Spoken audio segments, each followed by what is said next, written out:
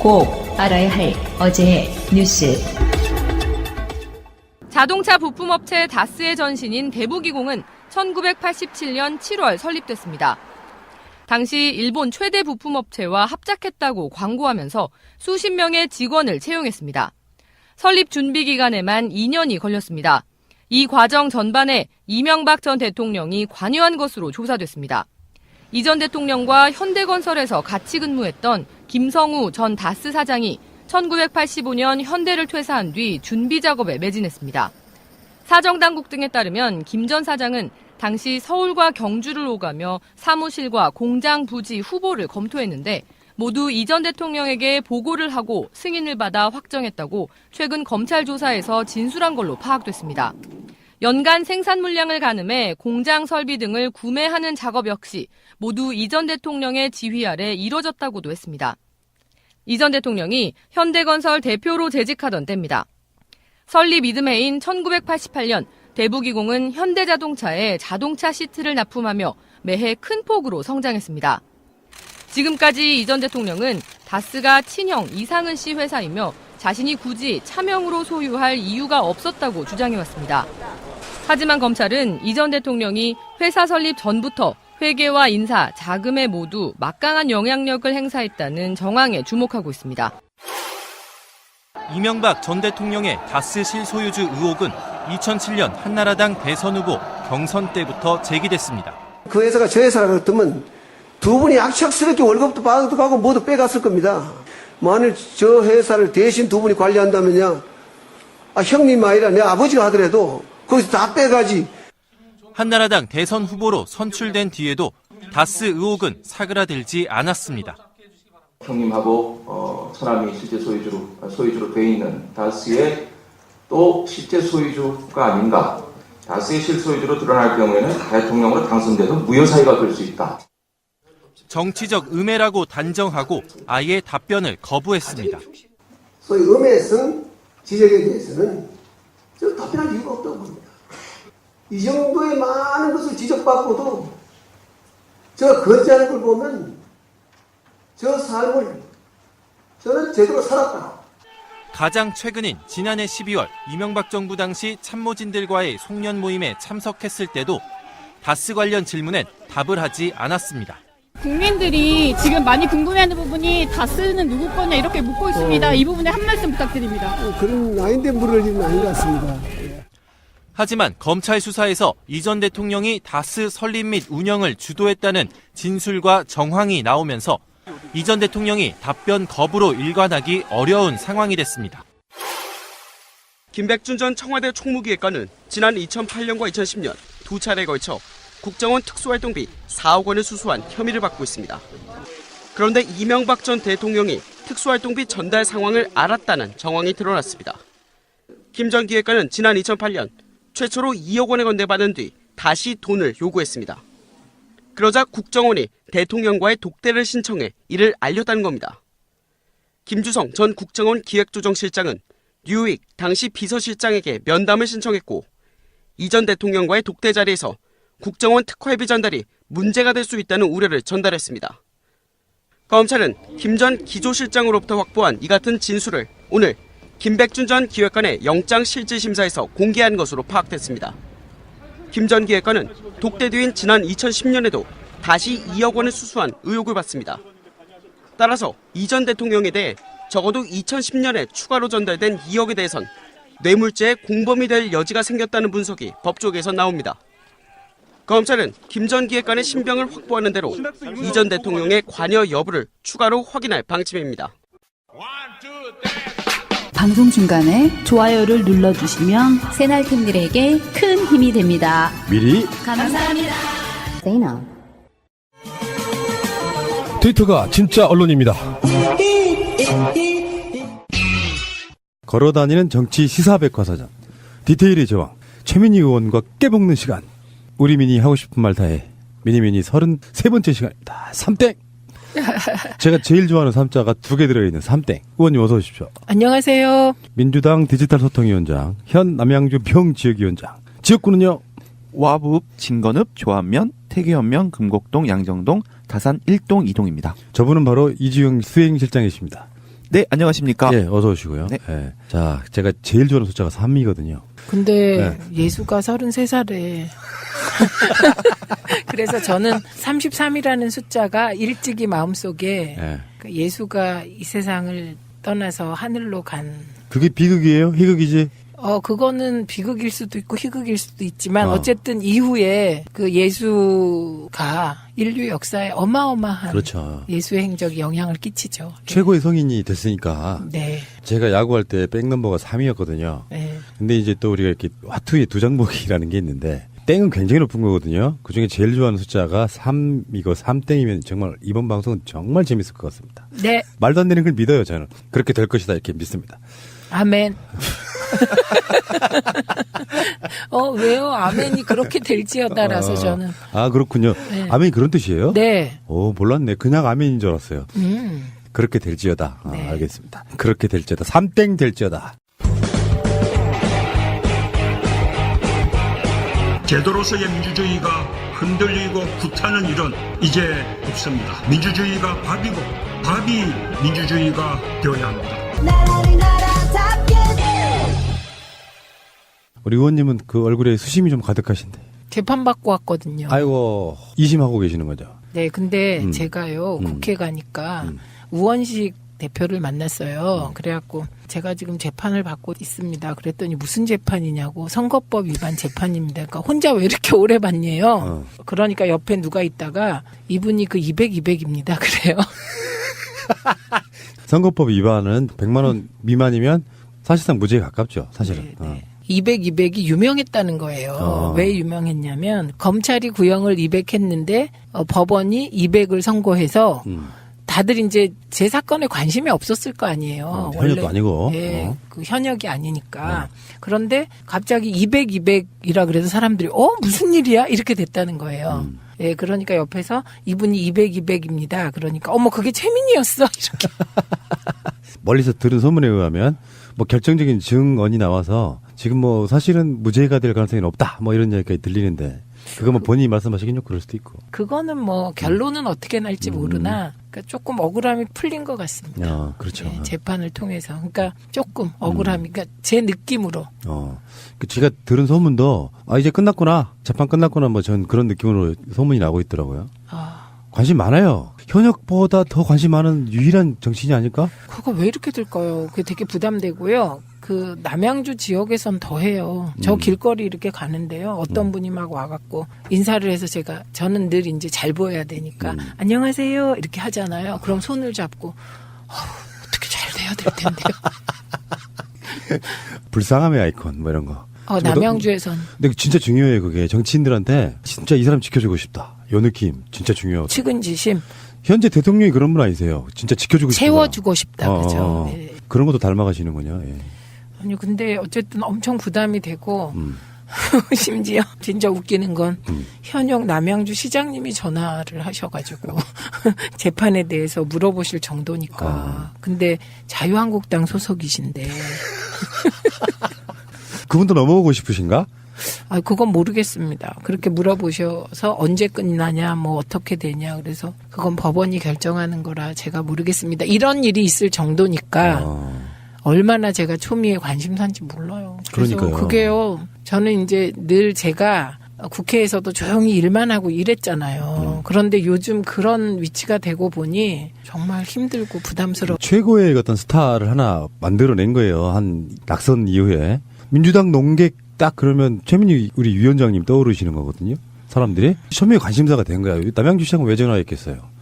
그랬고. 저번이 유죄냐 무죄냐에 따라서 자기 생사가 갈리는데 뭐. 그다음에 제가 그 청와대 비상근 정책기획위원으로 임명을 받았어요. 1월 10일 날.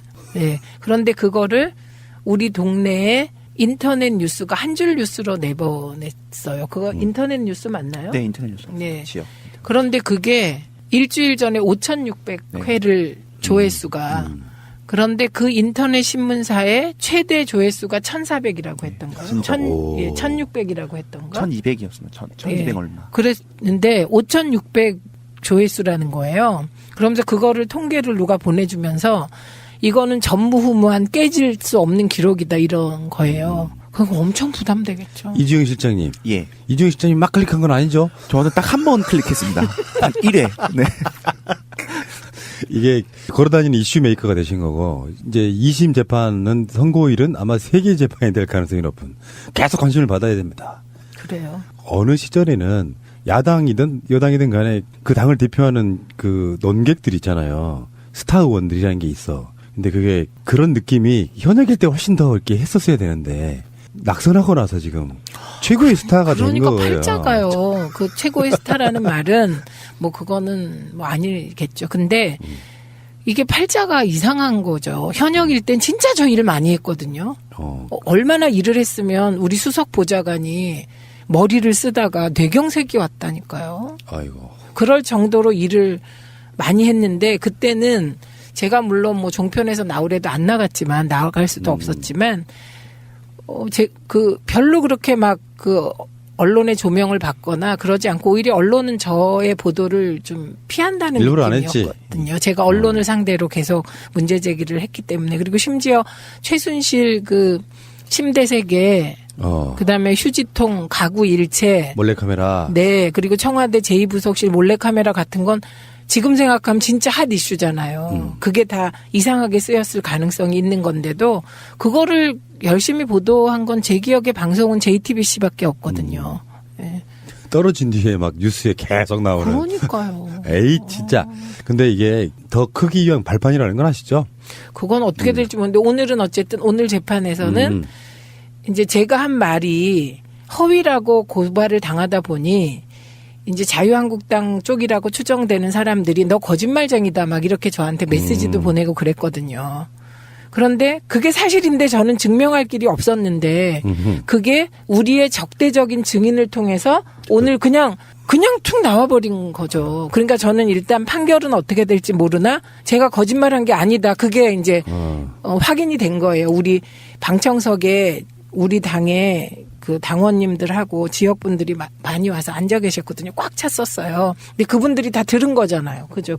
맞습니다. 그리고 그게 더 극적이었던 게 처음에 무조건 저를 막 올가매는 증언을 하다가 그게 어떤 맥락에서 나왔는지 갑자기 그냥 제 말을 뒷받침하는 그런 말이 툭 나온 거죠. 그 왜 그랬는지. 맞아요. 자기 변명하다가. 그러니까 수사의 기법 중에 하나인데 한 번 거짓말한 사람은요. 계속 거짓말하다가 나중에는 결정적인 논리 모순에 빠지게 돼요. 그래서 이게 들통나거든요. 그러니까 진실이라는 게 있어. 근데 그것을 거짓인 쪽으로 계속 이야기하다 보면 결론적으로 나중에는 자기 논리 모순에 빠지게 돼요. 그러다 보니까 자기가 책임을 피하기 위해서 진실을 말하게 되는 그 효과가 있거든요. 근데 그게 재판정에서 벌어진 일이다. 네. 자, 굉장히 기운이 좋습니다. 자, 새가 날아든다. 운빨이 지금. 재판장에까지. 그 요즘에 그 남자 최민희 그분은 뭐 하시나 모르겠네. 남자 최민희 좋아요. 아주 그 말. 근데 그러니까. 그 유시민 선배는 지금 비트코인과 관련하여 확실한 입장을 취해서 정재승 교수하고 둘이 감론을박 중인데 그거 재밌더라. 예. 예, 그거는 재밌을 뿐만 아니라 의미 있는 그러니까요. 논쟁이고요. 지금 정부가 잡은 방향이 맞는 거예요. 비트코인 등 암호화폐와 관련한 투기적 광풍은 빨리 잡아야 되고 블랙체인은 더 심화시키고 고도화시켜서 활용해야 되고 요게 딱 맞는 겁니다. 예. 자, 알겠습니다. 잠시 후에 다시 오겠습니다. 오늘은 좀 할 말이 좀 많아요. 많은 이유가 무언가가 이렇게 갑작스럽게 확 국면이 전환되는 그런 느낌이거든요. 왜 그러냐면은 지금 나오는 뉴스부터 한번 말씀드려볼게요. 원세훈 전 국정원장이 이명박 정부 때 특활비를 상납한 걸 인정했다. 이 뉴스는 굉장히 중요한 보도 중에 하나거든요. 중요할 뿐만 아니고요. 저는 아주 배신감을 지금 느끼죠. 그 이동관 전 수석하고 저하고 JTBC 100분 토론했습니다. 그때 MB 정부 땐 절대 이러한 일이 없었다. 에라이. 그런데 과거의 민주정부 때는 있었을 수도 있다. 이렇게 얘기했고요. 절대로 없었다 그래서 제가 없기를 바란다. 그렇게 얘기한 적이 있는데 지금 원세훈 국정원장이 인정했으면 특활비 상납이 있었다는 거잖아요. 그렇죠. 그러니까 그분들은 그 JTBC 그 공개된 생방송에서 그렇게 할 수 있나? 그게 저는 갑자기 이거 보자마자 정말 다른 분들인가 이렇게 생각했고요. 아니면 이동관 전 수석이 실세 중에 실세로 알려져 있었는데 아닌가? 허수아비였나? 그런 두 가지 생각이 동시에 들었는데 전자가 아닐까요? 모를 수도 있죠, 사실은. 그러니까 완전히 은밀한 부분이라 네. 그런 자들이 앞에 서서 뭐 총대 메고 있는 사람들이지만 실속은 없었을 가능성이 있죠. 그렇게 알고 있었을 가능성. 그렇다면 차라리 배변감은 덜합니다. 네. 어떤 방송 같은 걸 통해서 사실은 알고 보면 거짓말, 이 거짓말일 부분을 당당하게 말을 하고 나서 나중에 그게 정정 보도가 안 돼요, 이거는. 그쵸. 보도가 아니기 때문에. 네, 네. 자, 어쨌건 간에 원세훈이 특활비 상납했다는 걸 인정했고요. 네. 그리고 지금 이따가 다시 이야기가 나오겠습니다만 김백준, 김진모 이런 사람들이 영장 실질 심사를 들어갔어요. 그래서 지금 우리 방송에 나가는 날 새벽 정도에 나올 것이다. 그 얘기는 이따 다시 하시기로 하시겠지만 최소한 MB 정부에서 4년 동안 국정원장이었던 원세훈에게 이런 중요한 진술이 나왔기 때문에 김백준도 그렇고 원세훈도 그렇고 이것을 이렇게 하라고 한 사람이 누구냐는 딱 사실 한 사람밖에 없어요. 그 위에는.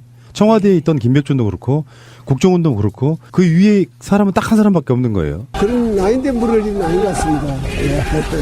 그러니까 지금 청와대 민정비서관하고 김진모. 그다음에 국정원장을 동시에 움직일 수 있는 둘 모두에게 지시할 수 있었던 윗선이 누구냐. 지금 요걸 찾는 거잖아요. 그럼 그 윗선은 누가 있을 수 있을까요? 돈에 관한 부분은 비리 하는 사람들은요. 직거래하죠. 최소한 건너는 다리가 많을수록 불편해지는 상황이 많아서 네. 직거래 하는데 이명박이 직접 돈을 받으러 갈 수가 없으니까 중간에 마치 그 정호성이나 이재명 같은 그 역할을 했던 사람인 거죠. 민정비서관이. 네. 그렇게 볼 수밖에 없는 거 아니겠습니까? 요거는 당시에 비서실장이 누구였나를 찾아보면 돼요. 그러니까 이명박 정부 때 비서실장이 누구였는지 쭉 얘기해 보실래요? 이명박 정부 때 초대 비서실장은 류우익이었습니다. 아, 유우익. 2008년 6월 10일까지 했고요. 예. 초대로. 다음에 2대가 정정길. 정정길은 2008년 6월 20일부터 2010년 6월 3일까지. 자, 3대가 임태희인데요. 2010년 7월 16일부터 2011년 11월 30일까지. 그리고 4대 마지막 비서실장은 하금열이었는데 2011년 12월 12일부터 2013년 2월 24일까지. 네, 네. 그러니까 요 비서실장 성향으로 봤을 때 비서실장이 총괄했을 것 같지 않습니다. 네, 지금 다 보면 실세형이라고 좀 보긴 어렵죠. 예, 그렇습니다. 쪽 임태희 전 의원 정도가 정치인이니까 국회에도 영향력이 좀 있지 않을까 싶은데 그래도 문고리 3인방이나 김기춘 위상은 아니었을 것 같습니다. 그러니까 청와대 민정비서관을 통한 직거래 추정이 나올 수 있겠습니다. 박근혜 정권 때 마지막 비서실장이 이원정 다음에 한강옥이었잖아요. 한강옥 비서실장은 예외. 아주 특수한 경우고 이원정 같은 경우만 해도 그런 사람들이 실세라고 보기는 어렵죠. 우병우도 있었고 청와대 내에서 실세들은 따로 있었잖아요. 이 이원종 실장 같은 경우는 최순실 건 터졌을 때 봉건 시대도 아니고 요즘 시대에 그런 일이 있을 수 있냐며 진짜 몰라서 화내면서 얘기. 심지어 사실은 김기춘도 어떤 면에서 보면 핫바지였을 가능성도 있어요. 핫바지인데 적어도 그 검찰을 움직이고 이런 건 했죠. 그러니까 국정원 움직이고. 그러니까 실행하는 데 있어서 쓰임새가 있었지 청와대 내부에서는 사실상 왕따였다는 얘기가 많잖아요. 그렇죠. 문고리 3인방한테 허락받고 박근혜를 독대하는 뭐 그런 스타일. 그러니까 원세훈의 이 이명박 정부 때 거의 전부의 국정원이었잖아요. 초기를 좀 제외하고는. 우리가 청와대에 특활비를 상납한 적이 있다라는 말 자체로 검찰은 어마어마한 걸 득템한 거라고 저는 보는 거거든요. 득템이죠. 근데 과연 구속영장이 발부될 거냐. 이거는 또 별개의 논점이 발생해서 예전 같으면 이런 상황에서 구속영장이 청구되면 100% 발부될 거다. 이렇게 확신을 했는데 요즘은 또 걱정이 많이 되죠. 그럴 수밖에 없는 게 지금 김백준하고 김진모 이 두 사람이 영장심사에 출석을 했는데요. 오전에. 네. 김백준은 지금 4억 원 수수 혐의고요. 그리고 김진모는 장진수 입마금용 5천만 원 수수 의혹 이런 거거든요. 네. 근데 지금 영장 실질 심사를 담당하는 판사들이 지금 김백준은 오민석 그리고 김진모는 권순호 그 영장 발부에 있어가지고 화려한 전력들이 있으신 분들이에요. 기강요정들이라고 우리가 표현하잖아요. 그래서 지금 걱정스럽긴 합니다. 근데 이게 검찰도 로봇가 아니고 사람이기 때문에 어떤 흐름 기세의 싸움 속에서 영장이 나오는 것과 안 나오는 것은 이명박 수사에 있어서는 어마어마한 차이를 지금 보이는 거거든요. 그렇죠. 김관진. 그렇죠. 예. 멈칫하고 있는 부분이 좀 느껴지잖아요. 그렇죠. 구속적 부심 심사로 풀려나는 바람에. 같은 국정원 특활비잖아요. 네. 근데 거기에 대해서 이재만이나 안봉근이나 이런 사람들은 구속됐잖아요. 네. 그러면 이 두 사람도 저는 구속이 되는 게 맞다고 보거든요. 네. 국정원장의 말도 있고 증언도 네. 있는 것이고요. 네. 제가 이제 이런 이야기를 했어요. 전 방송에서. 김백준 등이 실제로 구속된 상태에서 수사를 받으면 입장이 완전 달라질 거다. 네. 왜냐하면 자기가 뒤집어 써야 되잖아요. 네. 근데 그거를 뒤집어 쓰지 않으면 훨씬 더 형량이 줄어들잖아요. 이 국고 손실이 되거든요. 이게 나중에 국고 손실이 한 요목이 되는데 이 국고 손실은 굉장히 형량이 세요. 예, 그렇기 때문에 국정원 특활비 상납과 관련하여서는 대개가 다 지금 부인을 안 하잖아요. 받은 건 맞는데 뭐 누구한테 받은지 모르겠다는 등 이렇게 퉁을 치고 있는데. 네, 근데 받은 것도 인정하고 특히 박근혜 특활비 같은 경우는요. 박근혜의 지시로 모든 걸 했다 이렇게 박근혜한테 다 미루고 있잖아요. 그것이 그만큼 이 국정원 특활비를 뇌물로서 받았냐 안 받았냐 이게 국고 손실 여부 이런 부분은 뭐 형량이 엄청 세기 때문에 지금 나살자는 판이거든요. 박근혜 대통령 쪽은. 그러니까 이 두 사람에 대해서 구속영장이 청구가 되니까 바로 이명박이 대책회의를 했거든요. 네. 근데 이게 왜 중요한 지점이 됐냐면 그렇게 구속시켜놓지 않으면 서로 입맞추고 증거인멸하고 할 가능성이 높기 때문에 네. 지금 이명박이 가장 중요한 당사자들 누가 참석했는지 모르지만 정황상으로 그들이 안 갔을 이유가 없잖아요. 네. 그러면 이건 증거인멸에 해당되기 때문에 법원도 이들을 구속하지 않을 수가 없다. 저는 그렇게 보는 거거든요. 그렇죠. 그게 네. 상식인데 다들 걱정을 하고 계시더라고요. 심지어 이정열 판사도 걱정하던데요.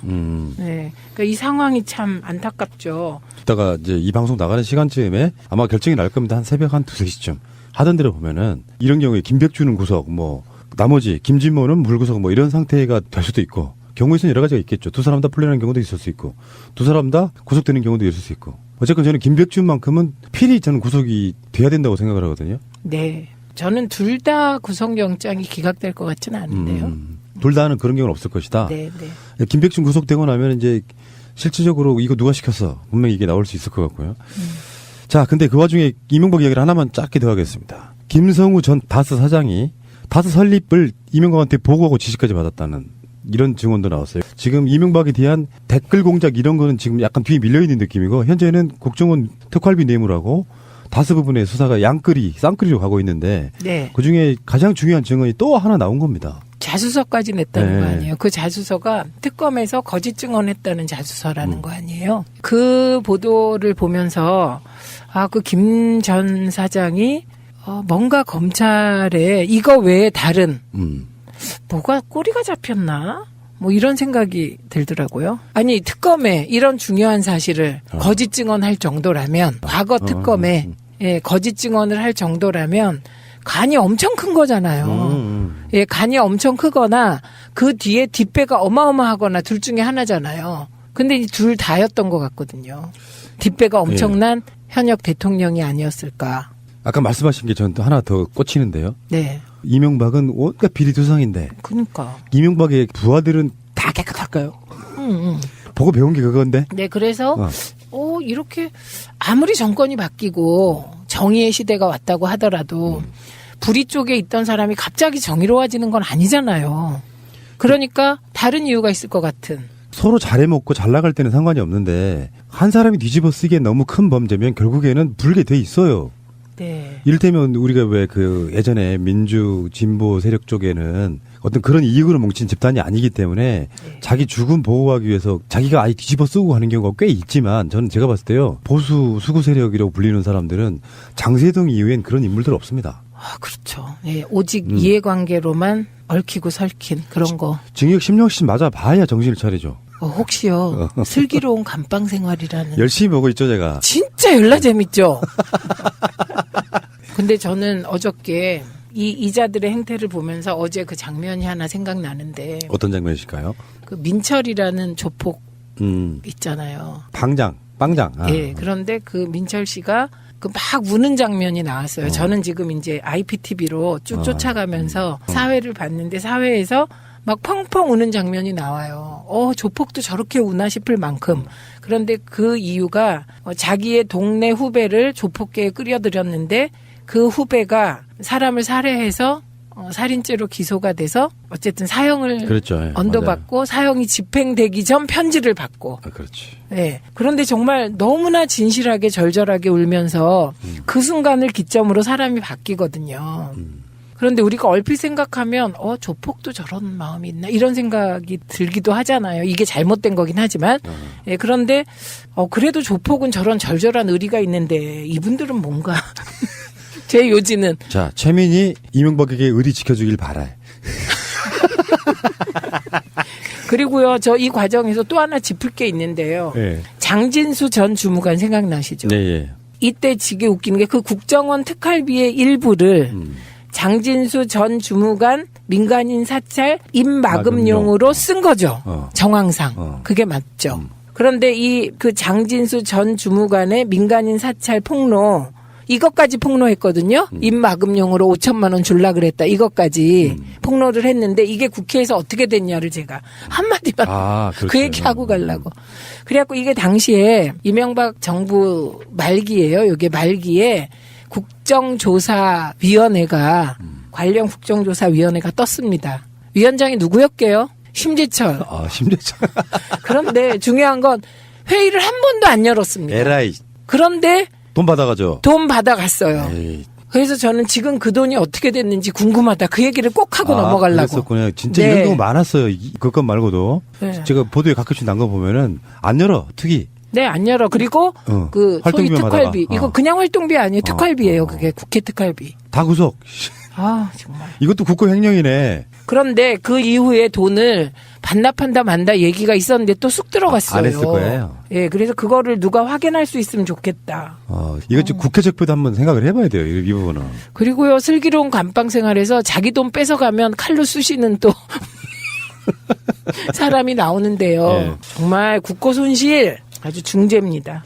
어쨌건 이명박은 간이 공할 말해줄 수밖에 없겠어요. 그래서 갑자기 또 화제가 되고 있는 건 껄핏하면 나타나서 국가와 민족을 걱정하던 우리의 MB께서 최근 침묵 모드입니다. 그 이유가 뭔지 아세요? 일부 보도에 따르면 검찰이 뭘 지고 있는지 몰라서 라고 합니다. 그러니까 얼마나 쫄렸으면은 대책회의를 하겠냐고요. 이틀 하루 건너서 이명박은 이제 쫓기는 신세인데 우리들은 아마 이명박의 일부 겁먹고 계시는 분들 입장에선 뭔 모사를 꾸밀지 몰라 하지만 사실은 진짜 턱 밑에까지 칼이 탁 들어와 있는 상태인 거잖아요. 권력을 쥐고 있는 것도 아니고 그러니까 정치 보복이란 말밖에 할 게 한마디가밖에 없는 거예요 지금. 근데 벌려놓은 일은 너무나 많고. 네, 그러니까 이번에 정호영 특검 갑자기 나타나서 자료 흔들고 막 이러잖아요. 그 자료를 왜 정호영 특검이 갖고 있는 거야? 그분 지금 변호사 아니에요? 그러니까요. 변호사가 왜 그게 국가기관의 문서잖아요. 그 문서를 왜 흔드는 거야? 그거 어디서 난 거야? 제 의문입니다. 이거 좀 풀어주세요. 알겠습니다. 그러니까 지난번에 한번 우리도 노무현 정부 때 거 뭐 안 갖고 있겠냐 막 협박했잖아요. 그때도 우리가 그거 갖고 있으면 그게 중죄인데. 그러니까. 그런데 정호영 그 전 특검이 이 문건 봐라 그러면서 흔들면서 기자회견을 했거든요. 저걸 어디서 받았나? 갖고 있었나? 그럼 자기 특검 시절에 그분이 취급했던 여러 가지 그 자료를 갖고 변호사 개업했나? 이런 많은 의문이. 정말 예리하시네요. 우리는 그런 생각 못 했는데. 그래요? 이를테면 이럴 수는 있지. 이제 정호영 특검과 이명박의 유착을 의심해 볼 수 있는 정황들은 있잖아요. 네. 그러면 이명박은 그 후에 대통령이 됩니다. 그래서 그 자료를 충분히 들여다봤을 가능성이 높아요. 왜냐? 네. 그 수사를 했을 때 그게 이명박이 어떤 그 대통령 지휘와도 연관이 돼 있을 만한 정도의 굉장히 중요한 사건이었거든요. 네. 그거를 이제 카피라도 해서 갖고 있다가 네. 너 뭐하니? 나가서 지금 기자회견이라도 하지. 그래서 지워졌을 가능성이 저는 있다고 봐요. 그러니까 이제 그런 추정도 가능하죠. 근데 핵심은 이게 메모한 문건이 아니더라고요. 이게 기록이더라고, 기록. 그러니까 만약에 정호영 전 특검이 그거를 다 기록하는 거예요. 언젠가 이런 일이 올 줄 알고.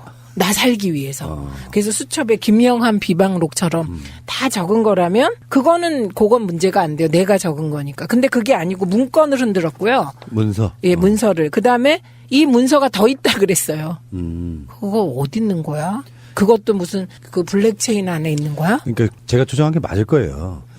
그 시스템상 그 사람이 갖고 있을 가능성은 없고 그게 돌고 돌아서 이명박으로부터 취득된 거를 다시 뒤에서 찔러준 게 아닌가 하는 그런 의심이 좀 드는데요. 그렇다면 이명박 대통령 초기에 대통령 기록물법 가지고 노무현 전 대통령을 우롱하고 짓밟았던 기억이 나죠. 그 이야기 이따가 다시 나옵니다. 자, 알겠고요. 잠시 후에 다시 올게요. 지금 자유한국당을 한번 가볼게요. 언론상에는 세게 이야기들이 나오긴 하는 것 같긴 하지만 사실 알고 보면 총대 메고 이명박 엄호해주는 사람은 없어요. 어떤 이슈의 대척점에서 의례적으로 한마디씩 던지는 정도예요. 이명박 자체는 자유한국당한테는 굉장히 짐일 수밖에 없죠. 같이 엮여 들어갈 수도 없고 박근혜 폭탄, 핵폭탄이 한번 휩쓸고 지나가서 초토화된 거거든요. 근데 더 큰 핵폭탄이 하나 있어. 이거 잘못 건드리면 제2의 국정농단 사태보다 더 심한 게 나올 수도 있는 상태이기 때문에 자유한국당에서는 이명박을 상당히 지금 취급을 이렇게 할 수밖에 없다고 봐요. 박근혜, 이명박이 둘 다 초토화되는 상황이면 자유한국당은 더 쪼그라들 가능성이 높고 그렇다고 안 하자니 그렇고 하자니 그렇고 보통 이럴 때 쓰는 말이 뜨거운 감자냐 게르기냐 이런 말을 씁니다. 그런데 게르게 가깝다 이렇게 보는 거죠. 그렇죠. 예, 왜냐하면 이게 뜨거운 감자는 그래도 핫 이슈나 되고 거기에는 국민의 관심과 애정이 조금이라도 있어야 뜨거운 감자예요. 그런데 지금 MB에 대해서는 애정이 있는 국민을 제가 못 봤네요. 그러니까. 예, 그리고 관심은 오직 그 검찰 그 포토라인에 서냐 안 서냐 요거만 관심이에요. 그 박근혜 씨가 말년에 한 3%쯤 지지율이었잖아요. 네. 그보다 못한 사람이 유일하게 이명박이에요. 그러니까. 그래서 과거에는 필요한 줄 알고 써먹기도 했고 얼마 전까지 UAE 그 말도 안 되는 논란이 일었을 때도 사실 이명박을 활용하려고 했던 것 같아요. 그런데 지금은 계륵인 것 같은데요. 그래서 장제원 대변인이 가장 아주 선두에 서서 선봉에 서서 지금 문재인 정부를 공격하고 있지 않습니까? 근데 그 내용도 가만히 보면 문재인 정부 흔들기 공격이지 MB 옹호가 거의 없어요. 이명박이 사실 뭐 죽은 사자이거나 그렇다면 모를까 살아있는 사람이고 박근혜, 이명박이 동시에 구속되는 사태가 벌어지면 사실 자유한국당의 어떤 정치적 위치도 훨씬 더 쪼그라들 수밖에 없잖아요. 그러니까 그렇죠. 엄호를 안 할 수도 없어요, 또. 근데 이제 또 거꾸로 생각하면 이명박, 박근혜 두 명이 다 구속되는 상황은 흔히 역풍이 더 걱정돼야 되잖아요. 민주당 쪽에서 보면 문재인 정부와. 그런데 그 역풍을 별로 걱정을 안 하는 이 분위기가 뭘까요? 근데 저는 그 기존에 자유한국당 유를 찍어왔던 사람들의 심리는 이렇다고 봐요. 이명박은 이렇게 생각하고 있는 사람들이 꽤 있을 것 같아요. 박근혜보다 이명박이 더 나쁜 놈 아니냐라고 생각하는 사람들. 우리 쪽 말하는 게 아니에요. 저쪽 말하는 거예요. 네, 네.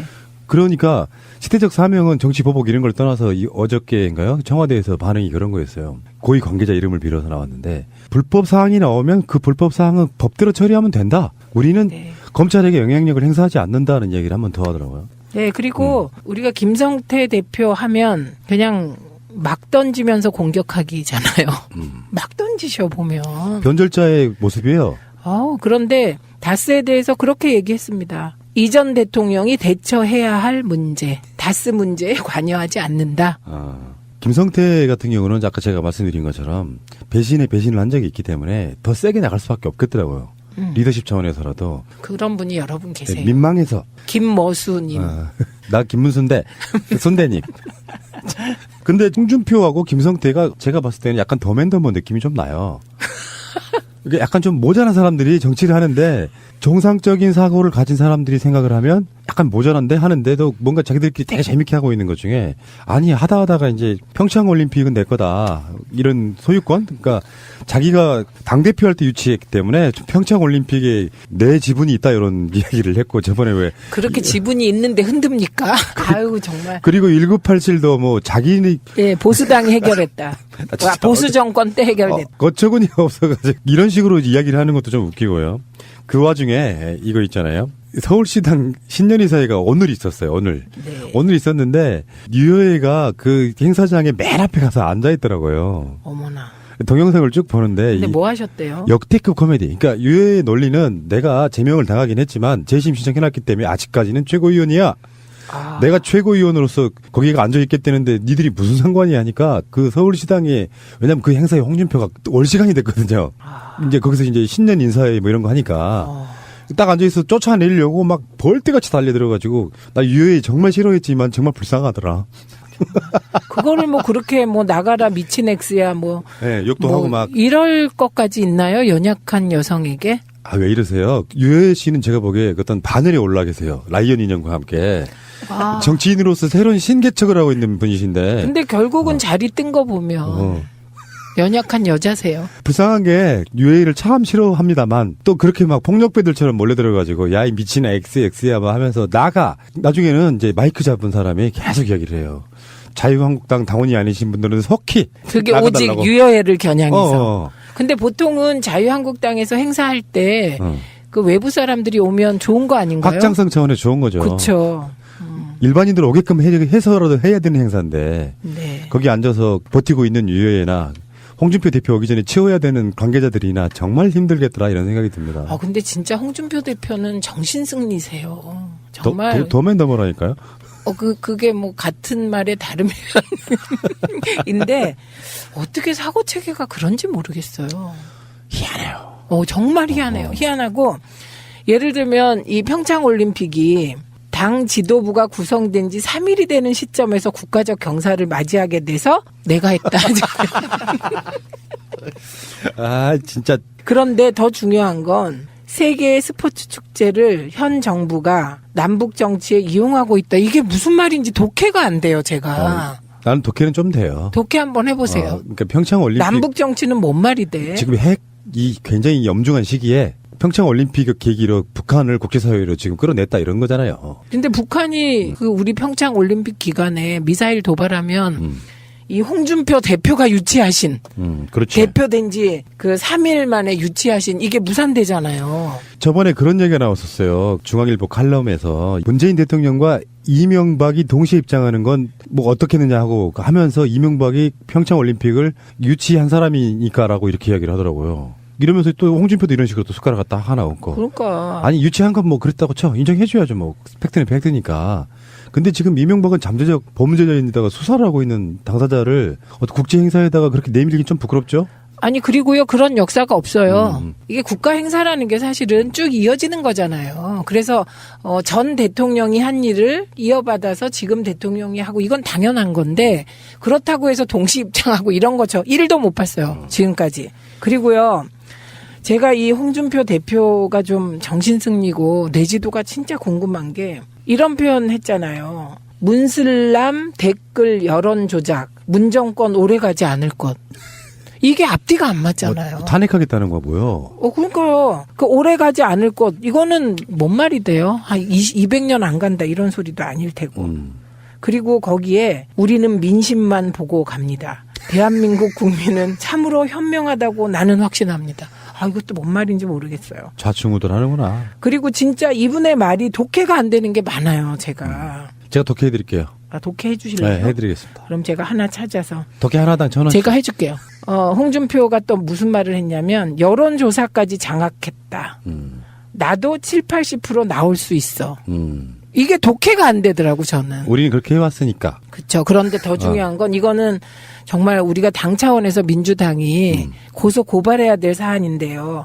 관제 여론조사 기관을 동원해서 여론을 조작했다. 이런 얘기까지 했어요. 근거 없는 허위사실. 네. 그래서 어떤 사람들이 그러더라고요. 제가 아닌 자유한국당 쪽에 어떤 분은 자유한국당의 지지율을 깎아내리는 두 분이 계셨는데 그게 남과 여다. 그런데 여는 정리가 됐는데 남은 여전히 있다. 그러면서 저한테 그 홍준표 대표가 계속 있는 거 좋으시죠? 그러더라고요. 그러니까. 그래서 제가 대답을 아니요. 자유한국당 쪽이 살 수 있으려면 네. 홍준표 같은 자가 아니고 정치권에 뭐 새로운 인물이 얼마나 있겠습니까만 예를 들어서 지금 KBO 총재로 가신 분 있죠. 전 총리 정운찬. 네. 일반인들이 보기에 뭘 잘 몰라서라고 할지라도 네. 완전히 새로운 얼굴로 당대표 가리하지 않는 한 네. 더 이상 지지율이 올라갈 가능성은 저는 없다고 봐요. 근데 하나 홍준표 대표가 대표를 할 수밖에 없었던 설득력 있는 분석이 있었어요. 뭡니까? 그때 같이 경쟁하던 분의 면면을 볼 때. 김진태. 그러니까 김진태 의원보다는 홍준표 대표가 낫다. 이 말은 좀 설득력이 있지 않나요? 저는 그렇게 생각 안 봐요. 도찐개찐? 김진태가 확실하게 박근혜 옹호 쪽으로 갔어야 된다고 봐요. 대표가 돼서? 확실하게 박근혜를 잘라내고 혁신하겠다고 하는 건 사실은 당대표가 리스크잖아요. 현재 보면 혁신이 안 된 상태로 가잖아요. 그러니까 완전히 달라지려면 확실하게 쳐내고 예전에 그런 말 한 적이 있거든요. 자유한국당 부류가 살아나는 방법은 우리 죽었다 생각하고 당 해체하는 게 최고의 방법이다. 그리고 나서 정말로 참여하는 모습을 기득권 갖지 않고 보여줘야만 그게 돌아오는 거지. 이제 TK 지역 딱 하나 갖고 정치하겠다는 거잖아요. 사실은 네, 그 지역 네. 기반 갖고. 예, 그래서 대구 간 거죠. 그리고 현실적인 이해관계도 있겠죠. 뭐 대구가 가장 네. 유력하니까. 박근혜를 잘라내고도 대구에 가서 빌 수밖에 없는. 그러니까 홍준표가 대구에 가면 지지율이 3%씩 빠집니다. TK에서 계속 각성시키는 거예요. 아, 저 새끼가 박근혜 출당시킨 놈이지. 그렇대요. 그러니까 이게 계속 이상한 쳇바퀴를 돌고 있는 거죠. 당 자체가. 그래서 희망은 없는 것 같고요. 자, 알겠습니다. 1부 마치고요. 2부에서 뵙겠습니다. 잠시 후에 네버엔딩 스토리 스마트폰 편 계속됩니다.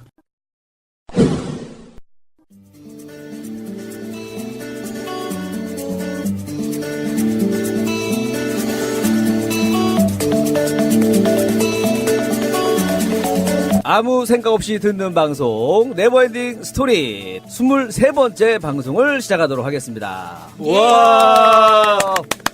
자, 벌써 또 한 주가 이렇게 또 지나갔습니다. 지나갔는데 각자 다 어떻게 지내셨는지 한 분 한 분 또 소개해드리도록 할게요. 자, 먼저 우리 왼쪽에는 우리 약초님 자리해주고 계십니다. 예, 안녕하세요. 약초입니다. 네, 어떻게 잘 지내고 계시죠? 예, 잘 지내고 있습니다. 저번 주 방송이 굉장히 좋았다고. 예상 밖이었습니다. 네, 푸른나무님 막 그 얘기 하시더라고요. 게시판에서도 네. 되게 좋아하시는 분들 정말 많았어요. 예. 원령교 이야기에다가 노래까지 나오니까. 야, 예, 푸나님께서 절묘하게 편집을 해주셔가지고. 네, 아우 또 효과가. 캐릭터가 이제 생기셨다고 그래가지고. 졸린 캐릭터요? 아니 항상 뭐든지 진지하게 접근하는 캐릭터. 너무 좋은 것 같아요. 자, 우리 계속해서 우리 또 마차님 자리해 주셨습니다. 안녕하세요, 마차입니다. 네, 마차님 뭐 오늘 모자 안 쓰고 오셨네요. 아, 네. 날씨가 그만큼 좀 많이 풀렸다라는. 오늘 정말 갑자기 집에서 나와서 깜짝 놀랐어요. 네. 이렇게 따뜻했나? 내복을 괜히 입었나? 이런 생각을 했는데. 아, 내복 입으세요? 네. 생각보다 추위를 많이 타시네. 그렇게 그 정도로 나 한 번도 안 입은 노래는. 자, 그리고 우리 야수님 자리해 주셨습니다. 안녕하세요, 야수입니다. 네, 야수님 뭐 특별한 일 또 있었는지 한 주간. 저는 그 패딩을 새로 하나 장만했는데 날씨가 겨울 너무 다 끝나니까 너무 따뜻해요. 아, 조금 지금 몇만 원 싸게 살려고 또 지금 또 네. 사신 거죠? 그래도 저도 그랬어요. 그래서 저도 그래가지고. 있잖아요. 저 일본에서 온 그 대형 의류 기업. 거기 가면은 이제 겨울께 좀 세일을 해요. 겨울께 세일을 해가지고 한번 구경하고 왔는데. 자, 저는 오늘 또 진행을 하고 있는 개그맨 김일입니다. 아, 이제는 이제 제 목소리를 이제 새날에서만 이제 들을 수가 있는데. 아이, 좋아. 네. 독점 계약이 됐어요. 네. 왜냐면 여기는 좀 마음 편하게 할 수 있는 게 제가 댓글을 안 봅니다. 편안하게 하고 있어요. 그냥 힐링 와서 그냥 떠들고 뭔 일이 있었는지 몰라요. 아니, 해도 김일이 칭찬밖에 없어요. 아, 그래요? 여기서는 이제 아군만. 그냥 이제는 이제 저 개그맨이라는 말을 빼고 하려고 그냥 영화배우 김일입니다 이렇게 하면은 부담이 없어요. 무명배우 김일입니다. 아니, 이렇게. 영화배우. 영화배우 해야지 부담이 없더라고. 원래 배우들은 저렇구나 하면서 넘어갈 수가 있는데, 뭐, 개그맨들 뭐, 우리나라에서 개뿔 대우도 안 해주면서, 뭐 하면 뭐, 개그맨이니까 저 정도 하지. 그러니까 뭐, 끼가 있는 애들 진짜 많거든요. 뭐, 스타킹이나 이런 데 있잖아요. 예전에 유명했을 때, 섭외를 와요. 그러면, 개그맨 애들이 나가려고 하면 못 나오게 해요. 너네들은 그 정도 하잖아. 그러니까 인식이 그래요.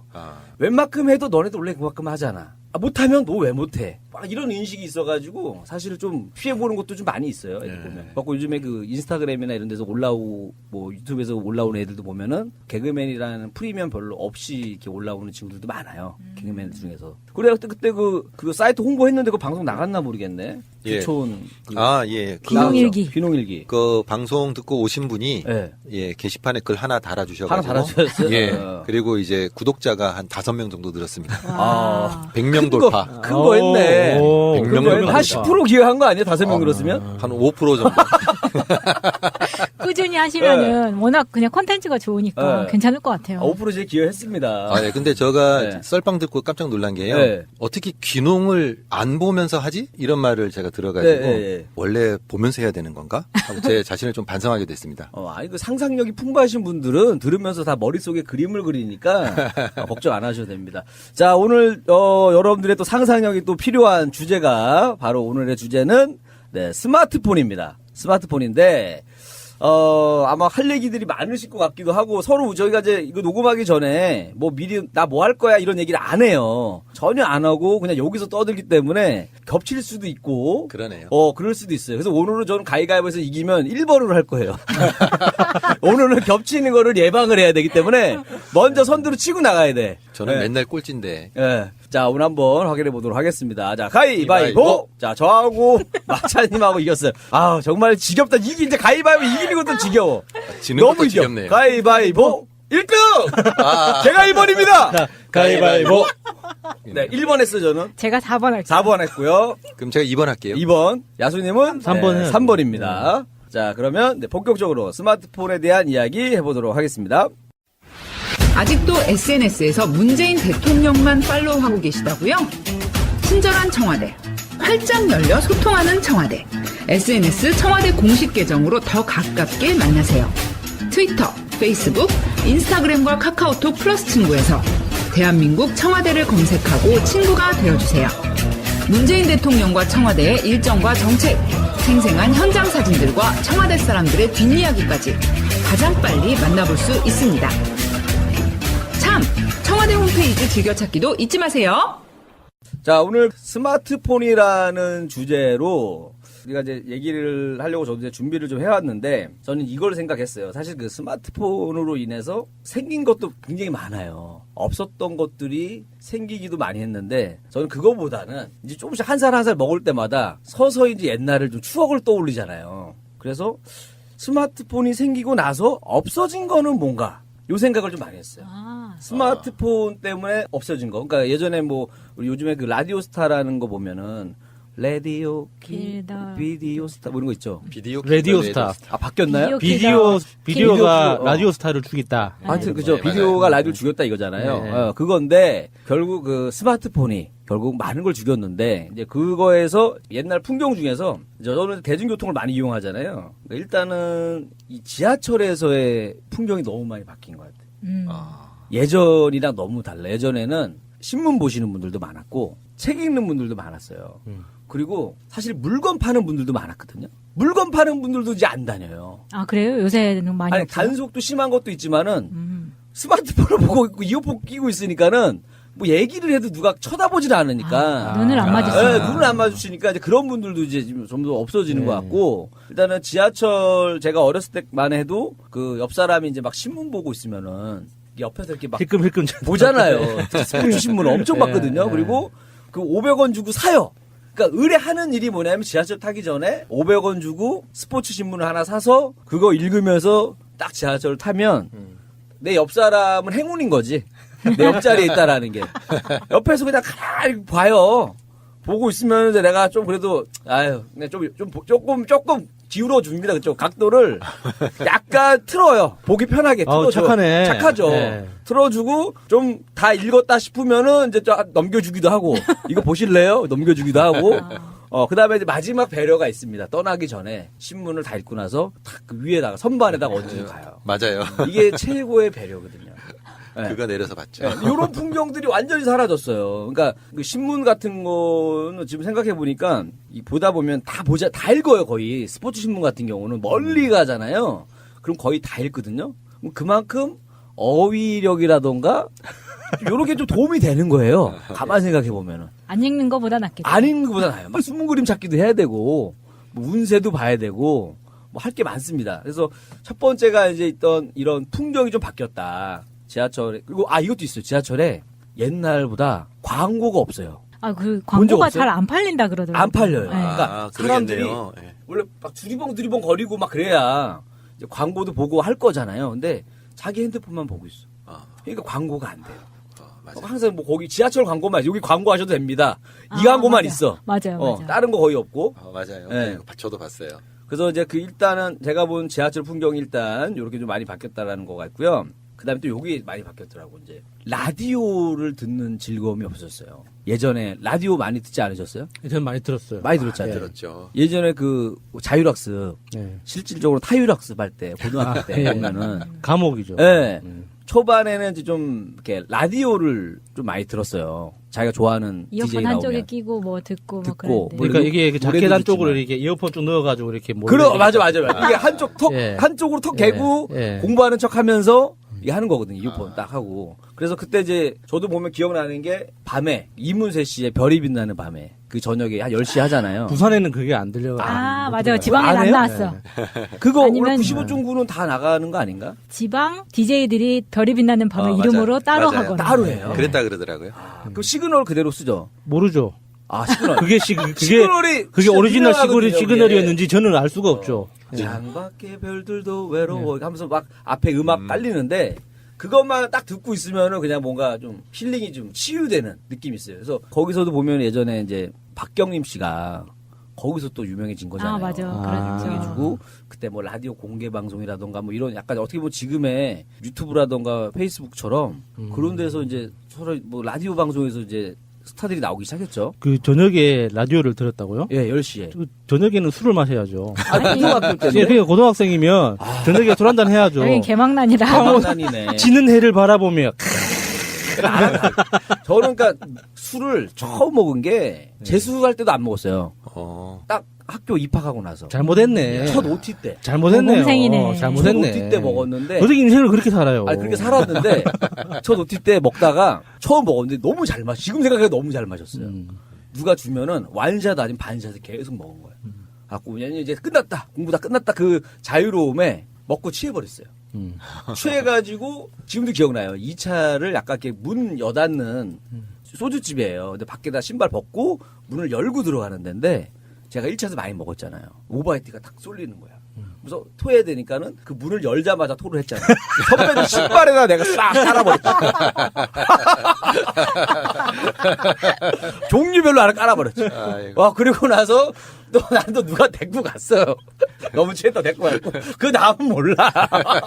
어떻게 했는지 모르겠어요. 뭐 신발을 어떻게 했는지 모르겠는데. 그러고서는 또 올라오면서 지하철 안에서도 한번 하고 또 붙이기 하고 붙이고 그리고 정말 나쁜 건 붙이고 난 내려. 난 내려. 그러니까 고등학교 때 이게 꾸준히 안 먹어 놓으니까 그러는 거예요. 그러니까 문제가 생긴 거예요. 네, 평소에 먹어줘야지. 지금 생각해 너무 죄송하죠. 그래서 하여튼 뭔 얘기하다가 진짜 술 얘기를 꺼내가지고 어쨌든 라디오가 없어졌다. 왜냐하면 게다가 아니 근데 그거는 라디오가 없어진 게 아니라 그 학생 졸업하게 되면서 라디오를 안 듣게 된 거 아니에요? 왜냐하면 그것도 있어요. 또 운전을 할 때 많이 들었어요, 예전에는. 근데 내가 요즘 바뀐 게 뭐냐면 팟캐스트를 들어요.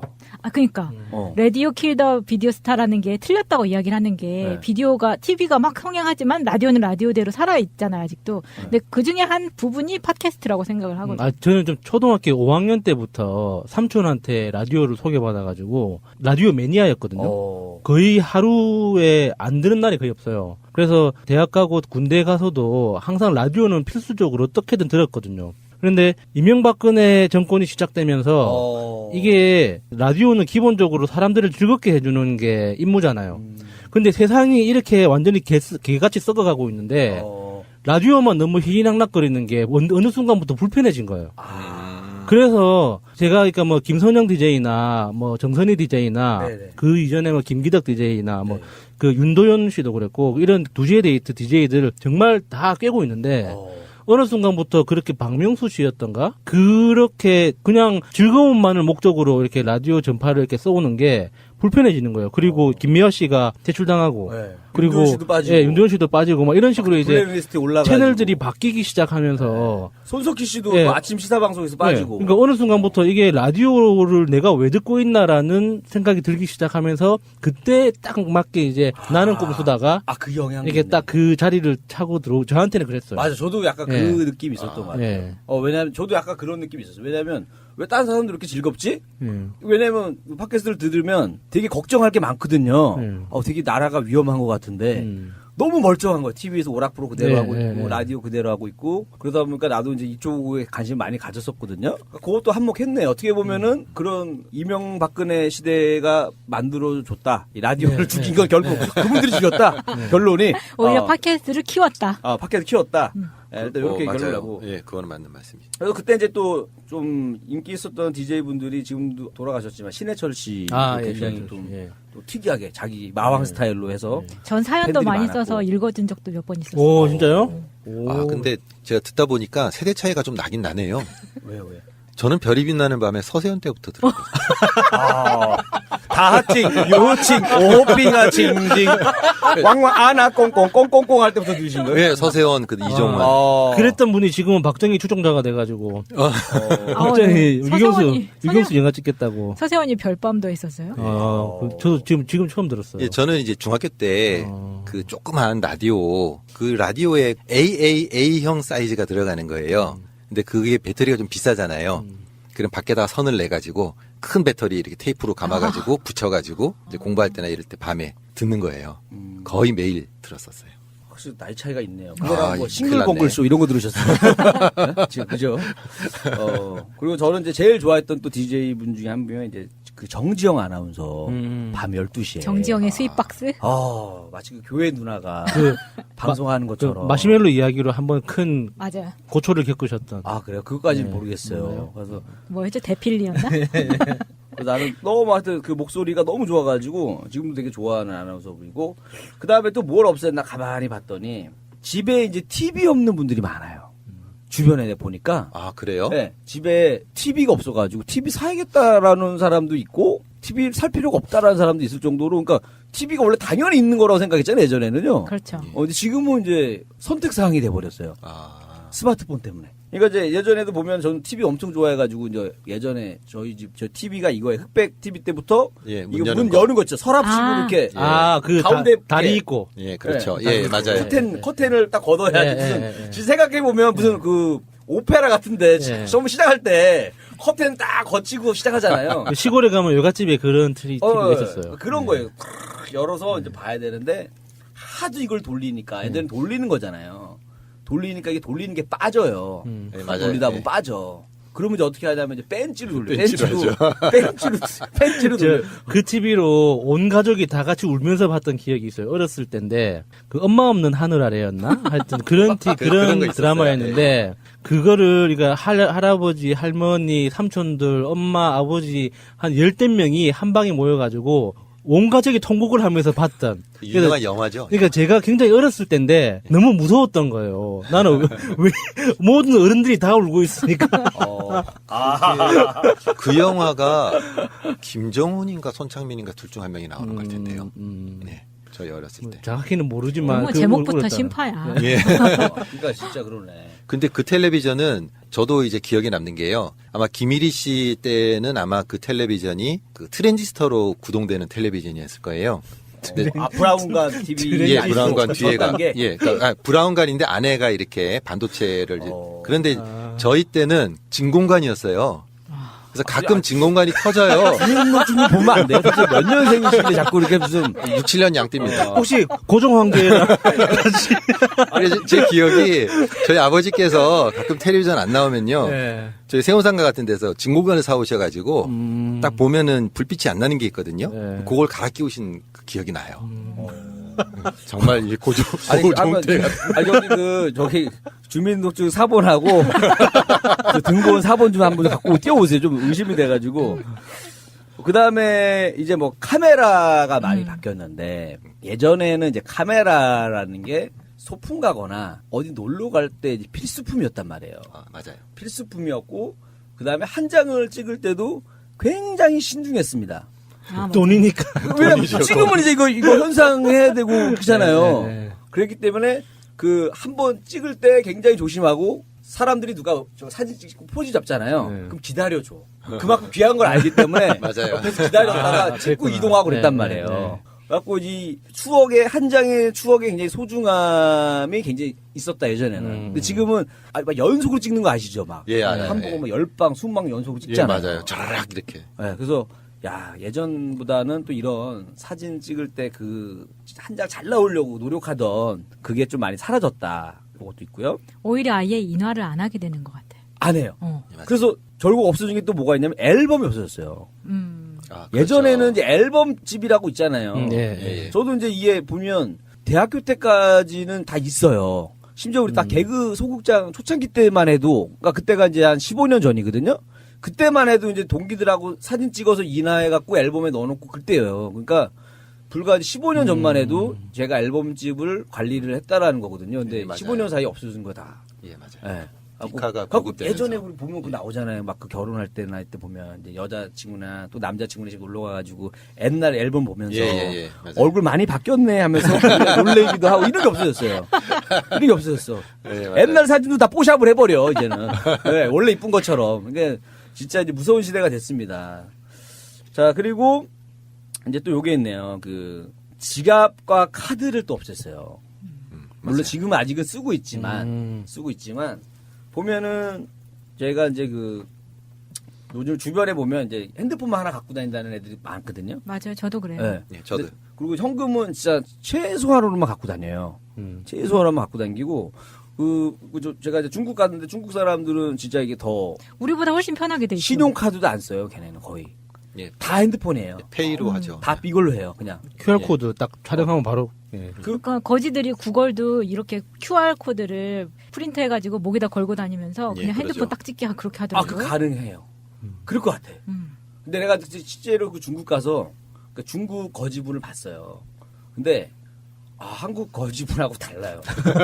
아 진짜 왜냐면 굉장히 새카매요. 아, 그래요? 그러니까 내가 생각한 저도 왜냐면 제가 나름대로 이제 이 노숙자분들 많이 봤어요. 저는 왜냐면 서울역을 많이 지나다니거든 제가. 왜냐면 남산 걸어다니는 거 좋아하니까 서울역을 많이 다녀서 웬만한 노숙자분들의 그 캐릭터를 다 알아요.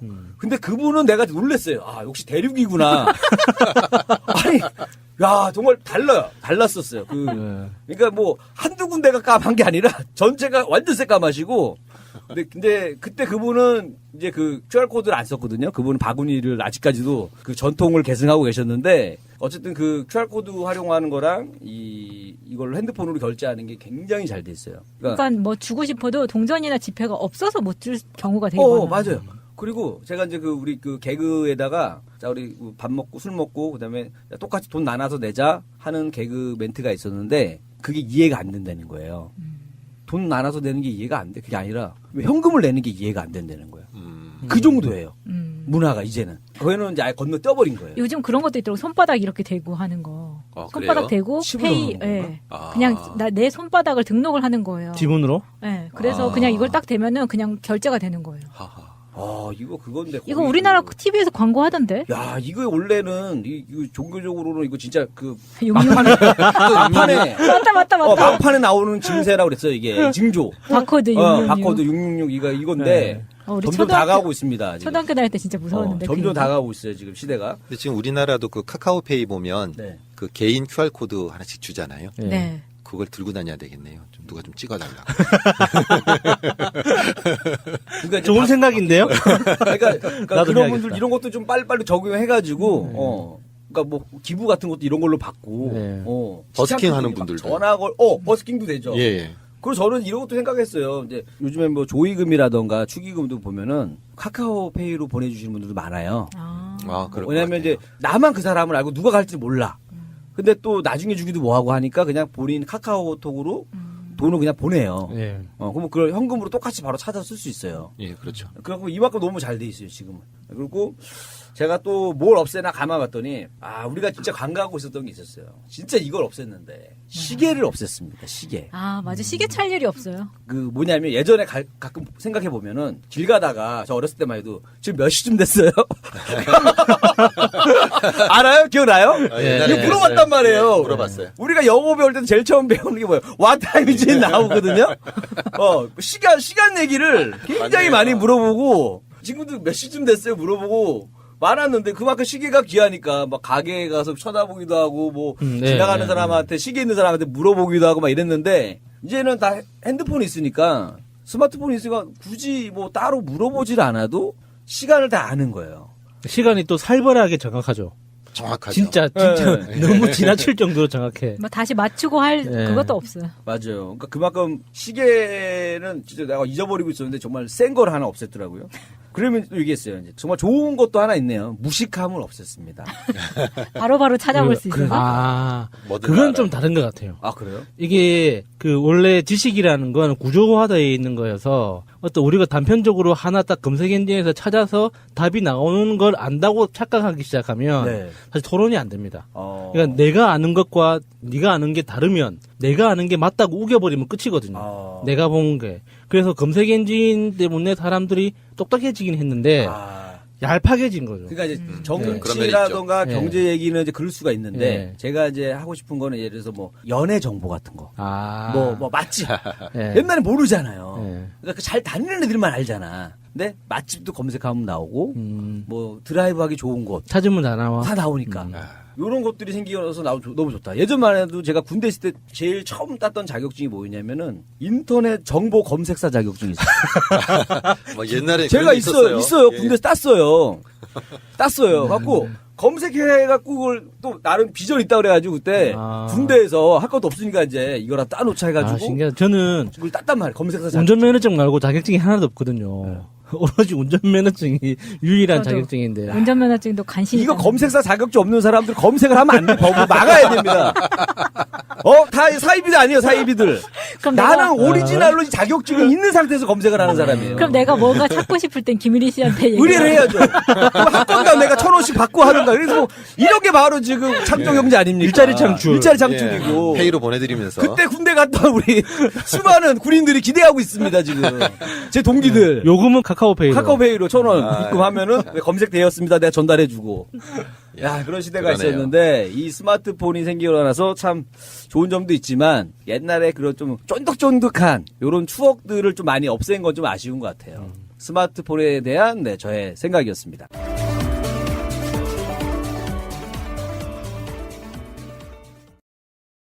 실장이십니다. 네, 안녕하십니까? 예, 어서 오시고요. 네. 예. 자, 제가 제일 좋아하는 숫자가 3이거든요. 근데 예수가 33살에 그래서 저는 33이라는 숫자가 일찍이 마음속에 그 예수가 이 세상을 떠나서 하늘로 간 그게 비극이에요? 희극이지? 그거는 비극일 수도 있고 희극일 수도 있지만 어쨌든 이후에 그 예수가 인류 역사에 어마어마한 그렇죠. 예수의 행적이 영향을 끼치죠. 최고의 성인이 됐으니까. 네. 제가 야구할 때 백넘버가 3이었거든요. 네. 근데 이제 또 우리가 이렇게 화투에 두 장복이라는 게 있는데 땡은 굉장히 높은 거거든요. 그중에 제일 좋아하는 숫자가 3이고 3땡이면 정말 이번 방송은 정말 재밌을 것 같습니다. 네. 말도 안 되는 걸 믿어요, 저는. 그렇게 될 것이다 이렇게 믿습니다. 아멘. 왜요? 아멘이 그렇게 될지어다라서 저는. 아, 그렇군요. 네. 아멘이 그런 뜻이에요? 네. 몰랐네. 그냥 아멘인 줄 알았어요. 그렇게 될지어다. 네. 알겠습니다. 그렇게 될지어다. 3땡 될지어다. 제도로서의 민주주의가 흔들리고 구타는 일은 이제 없습니다. 민주주의가 밥이고 밥이 민주주의가 되어야 합니다. 우리 의원님은 그 얼굴에 수심이 좀 가득하신데. 재판받고 왔거든요. 아이고, 이심하고 계시는 거죠? 네, 근데 제가요, 국회 가니까 우원식 대표를 만났어요. 그래갖고 제가 지금 재판을 받고 있습니다. 그랬더니 무슨 재판이냐고 선거법 위반 재판입니다. 그러니까 혼자 왜 이렇게 오래 받냐요. 그러니까 옆에 누가 있다가 이분이 그 200입니다. 그래요. 선거법 위반은 100만 원 미만이면 사실상 무죄에 가깝죠. 사실은. 네. 200이 유명했다는 거예요. 왜 유명했냐면 검찰이 구형을 200 했는데 법원이 200을 선고해서 다들 이제 제 사건에 관심이 없었을 거 아니에요. 현역도 아니고. 예, 그 현역이 아니니까. 그런데 갑자기 200이라 그래서 사람들이 무슨 일이야? 이렇게 됐다는 거예요. 예, 그러니까 옆에서 이분이 200입니다. 그러니까 그게 최민희였어. 이렇게. 멀리서 들은 소문에 의하면 뭐 결정적인 증언이 나와서 지금 뭐 사실은 무죄가 될 가능성이 없다. 뭐 이런 얘기까지 들리는데 그거 뭐 본인이 말씀하시긴요. 그럴 수도 있고. 그거는 뭐 결론은 어떻게 날지 모르나 그러니까 조금 억울함이 풀린 것 같습니다. 그렇죠. 네, 재판을 통해서. 그러니까 조금 억울함이 그러니까 제 느낌으로. 제가 들은 소문도 이제 끝났구나. 재판 끝났구나. 뭐 전 그런 느낌으로 소문이 나고 있더라고요. 관심 많아요. 현역보다 더 관심 많은 유일한 정치인이 아닐까? 그거 왜 이렇게 될까요? 그게 되게 부담되고요. 그 남양주 지역에선 더해요. 저 길거리 이렇게 가는데요. 어떤 분이 막 와갖고 인사를 해서 저는 늘 이제 잘 보여야 되니까 안녕하세요 이렇게 하잖아요. 그럼 손을 잡고 어떻게 잘 돼야 될 텐데요. 불쌍함의 아이콘 뭐 이런 거. 남양주에선. 근데 진짜 중요해요. 그게 정치인들한테 진짜 이 사람 지켜주고 싶다. 요 느낌 진짜 중요하고. 측은지심. 현재 대통령이 그런 분 아니세요? 진짜 지켜주고 싶다. 세워주고 싶다. 그죠. 네. 그런 것도 닮아가시는군요. 예. 아니 근데 어쨌든 엄청 부담이 되고 심지어 진짜 웃기는 건 현역 남양주 시장님이 전화를 하셔가지고 재판에 대해서 물어보실 정도니까. 근데 자유한국당 소속이신데. 그분도 넘어오고 싶으신가? 그건 모르겠습니다. 그렇게 물어보셔서 언제 끝나냐, 뭐 어떻게 되냐. 그래서 그건 법원이 결정하는 거라 제가 모르겠습니다. 이런 일이 있을 정도니까 얼마나 제가 초미의 관심사인지 몰라요. 그래서 그러니까요. 그게요. 저는 이제 늘 제가 국회에서도 조용히 일만 하고 이랬잖아요. 그런데 요즘 그런 위치가 되고 보니 정말 힘들고 부담스러워. 최고의 어떤 스타를 하나 만들어낸 거예요. 한 낙선 이후에. 민주당 농객 딱 그러면 최민희 우리 위원장님 떠오르시는 거거든요. 사람들이 초미의 관심사가 된 거야. 남양주 시장은 왜 전화했겠어요. 저분이 유죄냐 무죄냐에 따라서 자기 생사가 갈리는데 뭐. 그다음에 제가 그 청와대 비상근 정책기획위원으로 임명을 받았어요. 1월 10일 날. 네. 그런데 그거를 우리 동네에 인터넷 뉴스가 한 줄 뉴스로 내보냈어요. 그거 인터넷 뉴스 맞나요? 네, 인터넷 뉴스. 네. 지역.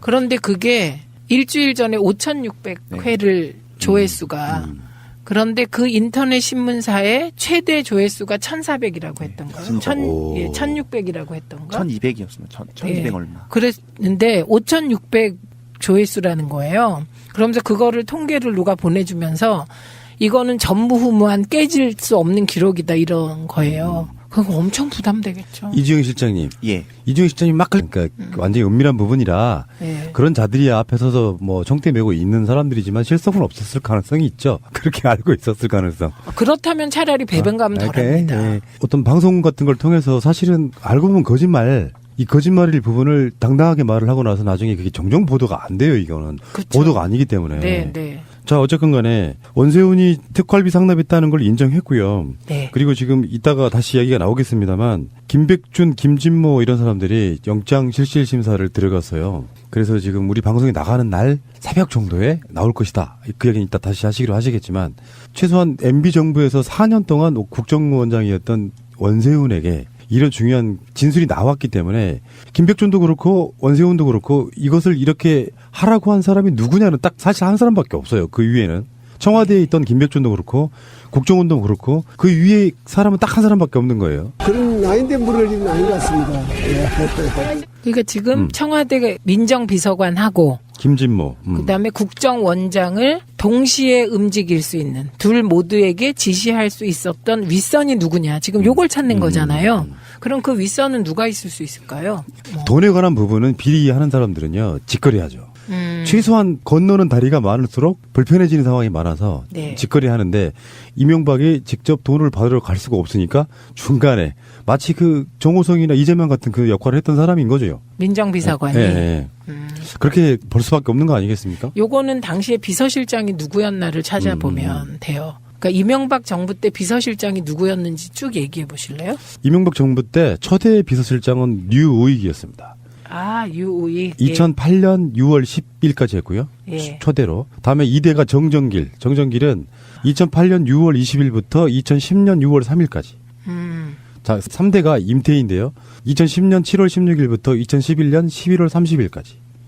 그리고 4대 마지막 비서실장은 하금열이었는데 2011년 12월 12일부터 2013년 2월 24일까지. 네. 그러니까 요 비서실장 성향으로 봤을 때 비서실장이 총괄했을 것 같지 않습니다. 네, 지금 다 보면 실세형이라고 좀 보기는 어렵죠. 예, 그렇습니다. 임태희 전 의원 정도가 정치인이니까 국회에도 영향력이 좀 있지 않을까 싶은데 그래도 문고리 3인방이나 김기춘 위상은 아니었을 것 같습니다. 그러니까 청와대 민정비서관을 통한 직거래 추정이 나올 수 있겠습니다. 박근혜 정권 때 마지막 비서실장이 이원정 다음에 한강옥이었잖아요. 한강옥 비서실장은 예외. 아주 특수한 경우고 이원정 같은 경우만 해도 그런 사람들이 실세라고 보기는 어렵죠. 우병우도 있었고 청와대 내에서 실세들은 따로 있었잖아요. 이 이원종 실장 같은 경우는 최순실 건 터졌을 때 봉건 시대도 아니고 요즘 시대에 그런 일이 있을 수 있냐며 진짜 몰라서 화내면서 얘기. 심지어 사실은 김기춘도 어떤 면에서 보면 핫바지였을 가능성도 있어요. 핫바지인데 적어도 그 검찰을 움직이고 이런 건 했죠. 그러니까 국정원 움직이고. 그러니까 실행하는 데 있어서 쓰임새가 있었지 청와대 내부에서는 사실상 왕따였다는 얘기가 많잖아요. 문고리 3인방한테 허락받고 박근혜를 독대하는 뭐 그런 스타일. 그러니까 원세훈의 이 이명박 정부 때 거의 전부의 국정원이었잖아요. 초기를 좀 제외하고는. 우리가 청와대에 특활비를 상납한 적이 있다라는 말 자체로 검찰은 어마어마한 걸 득템한 거라고 저는 보는 거거든요. 득템이죠. 근데 과연 구속영장이 발부될 거냐. 이거는 또 별개의 논점이 발생해서 예전 같으면 이런 상황에서 구속영장이 청구되면 100% 발부될 거다. 이렇게 확신을 했는데 요즘은 또 걱정이 많이 되죠. 그럴 수밖에 없는 게 지금 김백준하고 김진모 이 두 사람이 영장심사에 출석을 했는데요. 오전에. 네. 김백준은 지금 4억 원 수수 혐의고요. 그리고 김진모는 장진수 입마금용 5천만 원 수수 의혹 이런 거거든요. 네. 근데 지금 영장 실질 심사를 담당하는 판사들이 지금 김백준은 오민석 그리고 김진모는 권순호 그 영장 발부에 있어가지고 화려한 전력들이 있으신 분들이에요. 기강 요정들이라고 우리가 표현하잖아요. 그래서 지금 걱정스럽긴 합니다. 근데 이게 검찰도 로봇가 아니고 사람이기 때문에 어떤 흐름 기세의 싸움 속에서 영장이 나오는 것과 안 나오는 것은 이명박 수사에 있어서는 어마어마한 차이를 지금 보이는 거거든요. 그렇죠. 김관진. 그렇죠. 예. 멈칫하고 있는 부분이 좀 느껴지잖아요. 그렇죠. 구속적 부심 심사로 풀려나는 바람에. 같은 국정원 특활비잖아요. 네. 근데 거기에 대해서 이재만이나 안봉근이나 이런 사람들은 구속됐잖아요. 네. 그러면 이 두 사람도 저는 구속이 되는 게 맞다고 보거든요. 네. 국정원장의 말도 있고 증언도 있는 것이고요. 제가 이제 이런 얘기한 건 아니죠. 저는 딱 한 번 클릭했습니다. 딱 1회. 네. 이게 걸어다니는 이슈 메이커가 되신 거고 이제 2심 재판은 선고일은 아마 3개 재판이 될 가능성이 높은 계속 관심을 받아야 됩니다. 그래요. 어느 시절에는 야당이든 여당이든 간에 그 당을 대표하는 그 논객들 있잖아요. 스타 의원들이라는 게 있어. 근데 그게 그런 느낌이 현역일 때 훨씬 더 이렇게 했었어야 되는데 낙선하고 나서 지금 최고의 스타가 된 거예요. 그러니까 팔자가요. 그 최고의 스타라는 말은 뭐 그거는 뭐 아니겠죠. 근데 이게 팔자가 이상한 거죠. 현역일 땐 진짜 저 일을 많이 했거든요.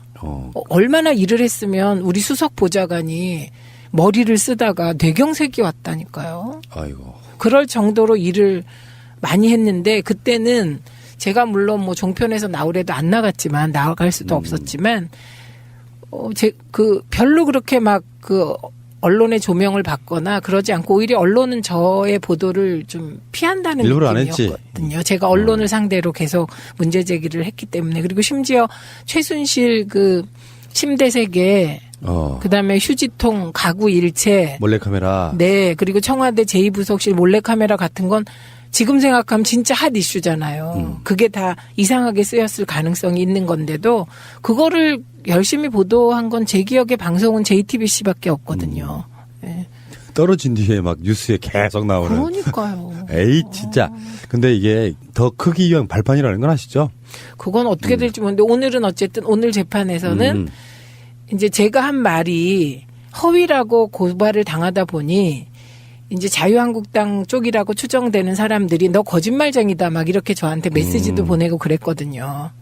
그런데 그게 사실인데 저는 증명할 길이 없었는데 그게 우리의 적대적인 증인을 통해서 오늘 그냥 툭 나와버린 거죠. 그러니까 저는 일단 판결은 어떻게 될지 모르나 제가 거짓말한 게 아니다. 그게 이제 확인이 된 거예요. 우리 방청석에 우리 당의 그 당원님들하고 지역분들이 많이 와서 앉아 계셨거든요. 꽉 찼었어요. 근데 그분들이 다 들은 거잖아요. 그죠?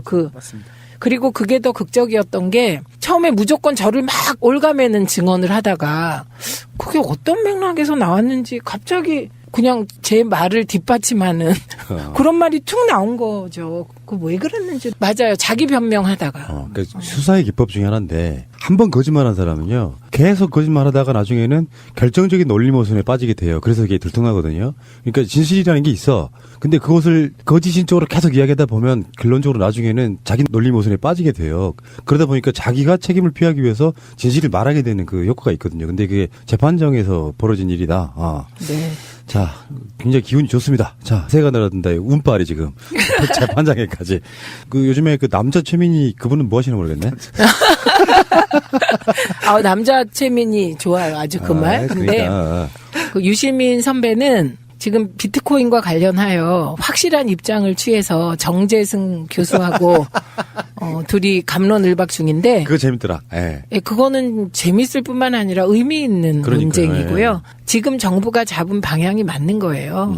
비트코인 등 암호화폐와 관련한 투기적 광풍은 빨리 잡아야 되고 블랙체인은 더 심화시키고 고도화시켜서 활용해야 되고 요게 딱 맞는 겁니다. 예. 자, 알겠습니다. 잠시 후에 다시 오겠습니다.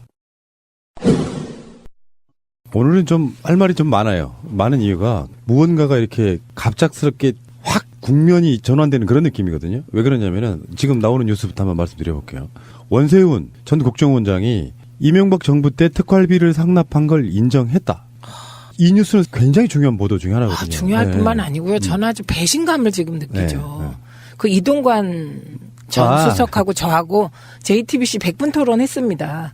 그때 MB정부 땐 절대 이러한 일이 없었다. 에라이. 그런데 과거의 민주정부 때는 있었을 수도 있다. 이렇게 얘기했고요. 절대로 없었다 그래서 제가 없기를 바란다. 그렇게 얘기한 적이 있는데 지금 원세훈 국정원장이 인정했으면 특활비 상납이 있었다는 거잖아요. 그렇죠. 그러니까 그분들은 그 JTBC 그 공개된 생방송에서 그렇게 할 수 있나? 그게 저는 갑자기 이거 보자마자 정말 다른 분들인가 이렇게 생각했고요. 아니면 이동관 전 수석이 실세 중에 실세로 알려져 있었는데 아닌가? 허수아비였나? 그런 두 가지 생각이 동시에 들었는데 전자가 아닐까요? 모를 수도 있죠, 사실은. 꼭 알아야 할 어제의 뉴스. 자동차 부품업체 다스의 전신인 대부기공은 1987년 7월 설립됐습니다. 당시 일본 최대 부품업체와 합작했다고 광고하면서 수십 명의 직원을 채용했습니다. 설립 준비 기간에만 2년이 걸렸습니다.